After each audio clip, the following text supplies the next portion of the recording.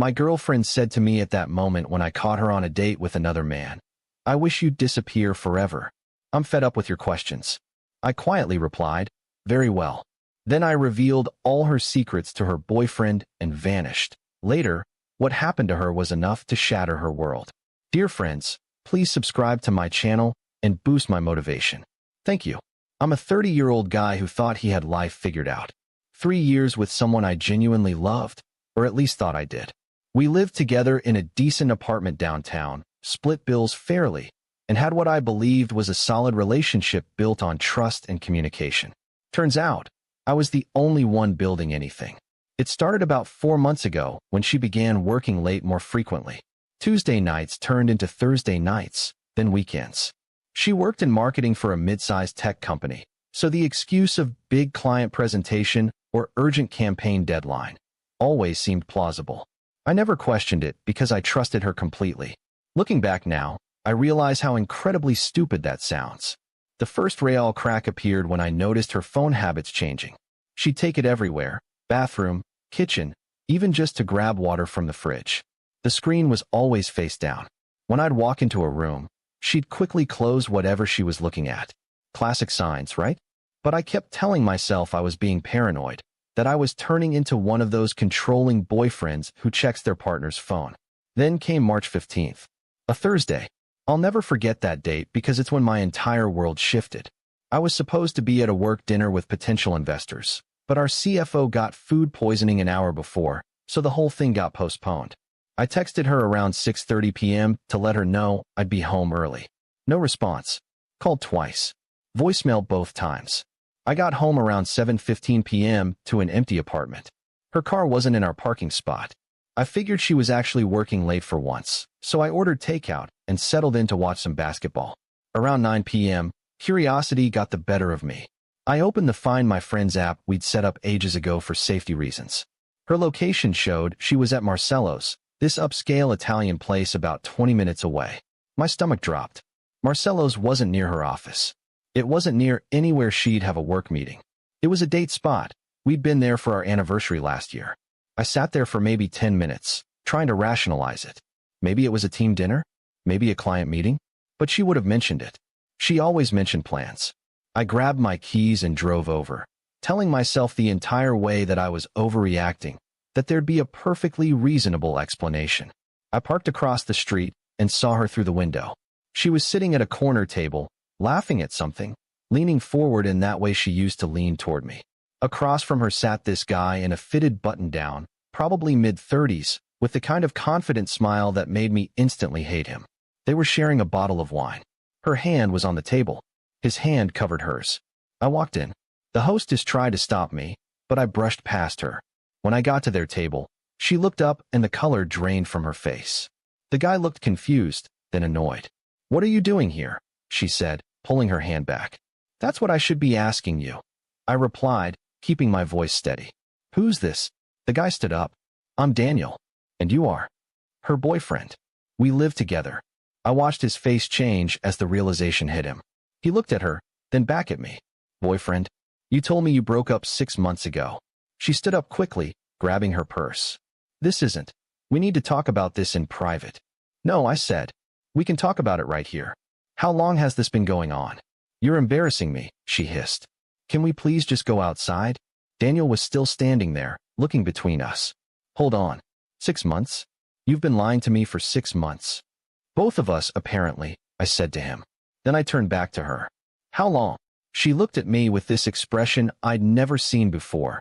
Not guilt, not sadness, but pure irritation. Like I was an obstacle she was tired of dealing with. "I wish you'd disappear forever," she said coldly. "I'm fed up with your questions." The entire restaurant had gone quiet. I could feel everyone staring at us, but I didn't care anymore. "Very well," I said quietly. I walked out, got in my car, sat there shaking for probably 15 minutes before I could even start the engine. When I got home, I packed a bag and went to my brother's place. He took one look at me and poured 2 glasses of whiskey without asking questions. Update 1. The next morning, I called in sick to work and spent the day figuring out my next move. I wasn't going to be the pathetic guy who just disappeared quietly while she continued playing both of us. If she wanted me gone, I'd make sure my exit left an impact. See, there were things about her that Daniel didn't know. Things she'd carefully kept hidden because they didn't fit the image she was projecting. I knew about her maxed-out credit cards. She owed nearly $40,000 from her shopping addiction that she'd been hiding from everyone, including her parents. I knew about the time she got fired from her previous job for falsifying expense reports, something she'd lied about on her resume for her current position. I knew about her brief stint in therapy for compulsive lying that she'd quit after 3 sessions. I also had access to our shared cloud storage where she'd stupidly saved screenshots of conversations with at least 2 other guys she'd been messaging over the past year. Nothing physical from what I could tell, but definitely emotional affairs. Definitely evidence that this wasn't her first rodeo. I created a burner email and sent Daniel everything. Every screenshot, every document, every receipt. I included a timeline of our relationship, proof that we'd been together the entire time she'd been seeing him, photos of our apartment lease with both our names on it dated from 2 years ago. I wrote, "You deserve to know who you're actually dating. She told you we broke up 6 months ago. I'm attaching our lease renewal from 2 months ago. She's not who she pretends to be. I'm done with her, but you should know what you're getting into. Good luck." Then I blocked her on everything. Phone, social media, email. Changed our Netflix password. Removed her from my car insurance. Started the process of getting her off the lease. Update 2. 3 days later, my brother told me she'd been calling him, trying to reach me. He told her I didn't want contact, and hung up. She showed up at his apartment that same evening, crying on his doorstep. He didn't let her in, but she left a handwritten letter that he eventually gave me. The letter was 6 pages of justifications and apologies. She claimed Daniel had pursued her aggressively, and she'd been confused about her feelings. She said I'd been emotionally distant, news to me, and she'd needed attention I wasn't providing. She promised it was only 2 months, not 6, and that she'd ended things with Daniel after our confrontation. She begged me to talk to her, said we could go to couples therapy, that she'd do anything to fix this. I threw it away without finishing it. What I didn't know yet was that Daniel hadn't just dumped her. He'd told his entire friend group what happened, and since they ran in overlapping social circles with some of her work colleagues, word was spreading. Her carefully curated image as this professional, put-together marketing executive was crumbling. But the real fallout started when her boss called her in for a meeting. Update 3. One of Daniel's friends happened to work in HR at her company. When he heard the story and saw some of the documents I'd sent Daniel, specifically the falsified expense reports from her previous job, he'd quietly flagged it to their department. Her company ran a background check they apparently hadn't done thoroughly during hiring.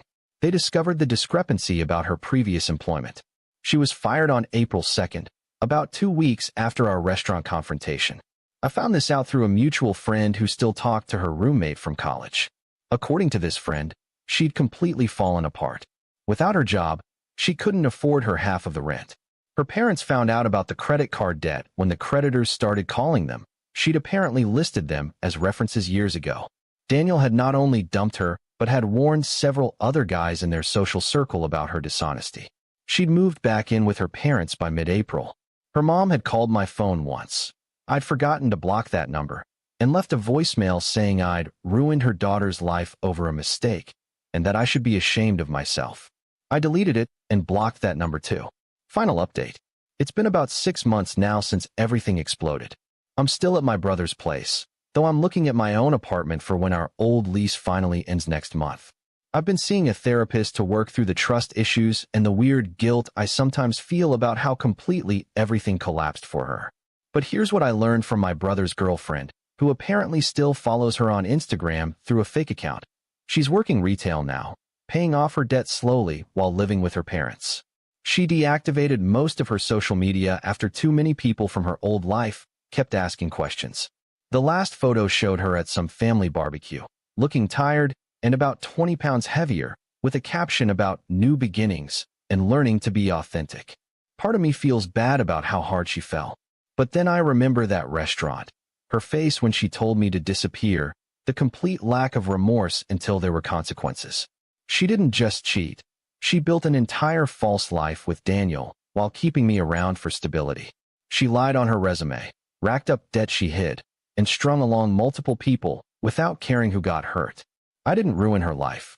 She built a house of cards and got mad when someone finally knocked it down. Daniel reached out to me about a month after everything went down.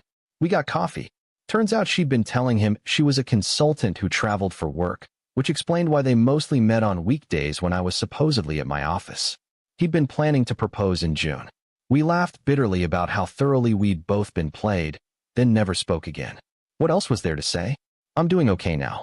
Trust doesn't come as easily, and I'm probably going to be suspicious of the next person I date for a while. But I'm also relieved. Better to find out at 3 years than at 13 years with kids involved. Someone asked me recently if I regretted how I handled it, specifically sending Daniel everything. Honestly, no. She made choices, and choices have consequences. I just made sure the consequences caught up with her.